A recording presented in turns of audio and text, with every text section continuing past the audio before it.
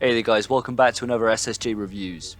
Today we're going to be going into Resident Evil 3 Remake, released by Capcom on the PlayStation 4, Xbox One and PC. Let's get into it.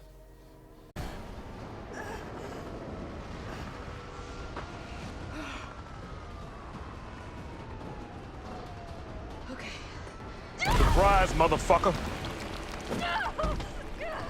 Resident Evil 3 Nemesis was released for the PlayStation 1 back on the 22nd of September 1999. In my opinion, it's fantastic. Absolutely fantastic. I'm a huge fan of Resident Evil 3 for PlayStation 1, the original release. I'm a huge fan of it.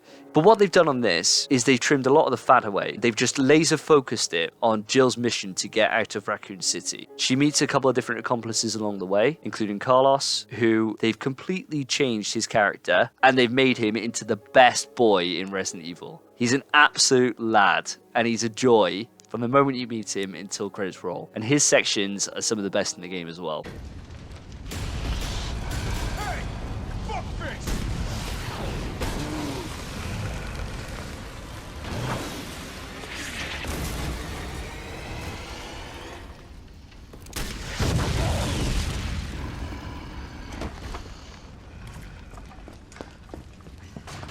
Hey, easy, lady. I got you.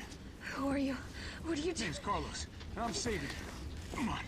Let's get you someplace safe. So the overall plot of Resident Evil 3, just like with the original, is Jill's mission to escape. You play as Jill Valentine, who's a survivor from the Resident Evil 1 Arkley Mansion incident. Umbrella have released a new bioweapon called Nemesis, and Nemesis' job is to tie up any loose ends and kill any STARS members who are still left in the city following the events of Resident Evil 1. Now Resident Evil 3 Remake, just like the original Resident Evil 3, takes place before Resident Evil 2 and then ends after it. The game starts off with such a big bang and rides that bang all the way through until end credits. Now, a lot of the criticism I see online is people saying about how short the campaign was and how much content has been cut compared to its original. There is a lot of content that has been cut. However, what that does is it streamlines the game and allows this sense of tension to follow you from the moment it begins to it ends. And for me, that's worth the content being cut. So how do they handle Nemesis? So much like with the original, Nemesis is scripted. Now, the original gave the impression that Nemesis wasn't scripted. However, he only appears in certain locations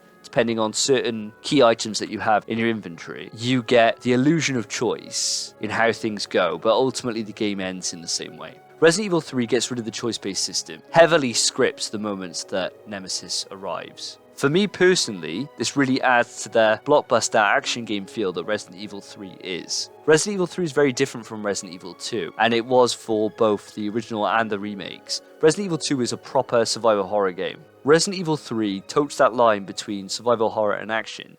It's still very much a survival horror. You still have to watch your ammo, your health, your limited inventory space, and you're still being pursued by creatures that will absolutely mess you up. But what it does is it gives you much more ammunition and much more firepower, throwing a lot more at you and expecting a lot more of you. So one way the remake has really improved from the original is with the dodge button. In the original, you had a dodge button which you could then shoulder barge enemies and try and avoid certain attacks. However, it really didn't work very well, and it wasn't something you could rely on at any stretch. Whereas in Resident Evil 3 Remake, mastering that really opens up your movement options and opens up your combat options in-game. It's not something that's easy to do, I'll tell you that. It's something that has taken me the majority of my playthrough to really master it. And I've played through the game now 6 times, and my total play time with just achieving the Platinum Trophy today was 25 hours. And the complaints I see online are people saying about how short the game is. The game took me on my first run, took me 6 hours. Now, I don't think that's short. I think that's a good length for a campaign, especially for a survival horror game. Granted, unlike Resident Evil 2, there's not 2 different campaigns for you to go through. I found that as soon as I wrapped the campaign in Resident Evil 3 Remake, I jumped straight back in for another one. And I've done that now 6 times. And if that doesn't show you just how brilliant this game is, and because it doesn't hang around in one location for too long, it doesn't get you doing just meaningless tasks, you don't get to a part in the game that you think, oh god, here we go, this bit again. You just don't get that because you're not in a place for that long. There's 3 locations that you're in for a substantial portion of your time, but they move fast. Everything moves fast. The entire game just moves Such a great pace. And so my argument against that whole argument is I've had 25 hours worth of time which I've enjoyed every single minute of it, rather than they could have padded it out into potentially a 10-hour campaign, but there might have been 2 hours of that I really wouldn't have enjoyed. Resident Evil 3's locations are much more fleshed out and there's a lot more to them, albeit there's less of them. And for me, I'd rather have the quality over the quantity. So the game, just like Resident Evil 2 Remake, is done in the RE engine, just like with RE7, and the game looks phenomenal. The graphics and the sound design and voice act are stellar. All the performances for every single character are absolutely brilliant. Mikhail is given loads more to work with, and he is a real arsehole in this, and you really, really hate him. The performances for Jill and Carlos are stellar, and hearing the original OST remade is a thing of beauty. I love the OST for Resident Evil 3, absolutely love it, and hearing it be redone and incorporated into the game adds so much when you're playing it. Whereas in Resident Evil 2, a lot of the music in that was just kind of ambient noise, and it really helped with hearing Mr. X's footsteps echoing across the mansion to add that tension to it. Resident Evil 3's always got music in the background, and it's the same OST really as the original, just redone, and it's a brilliant choice. I'm so happy they did that. So my thoughts overall closing out on this. Resident Evil 3 Remake to me is an absolute masterclass of how you remake a game. If you want the exact same game that you've had before with prettier graphics, you're asking for a remaster. You're not asking for a remake. And the best remakes, in my opinion, just like with Resident Evil 1 that was remade for the GameCube, or Resident Evil 2 that was remade last year, is taking the original concept and then heightening that to the best it can be. And it's phenomenal. I love it. I really, really love it. Is it fair to compare it to Resident Evil 2? No.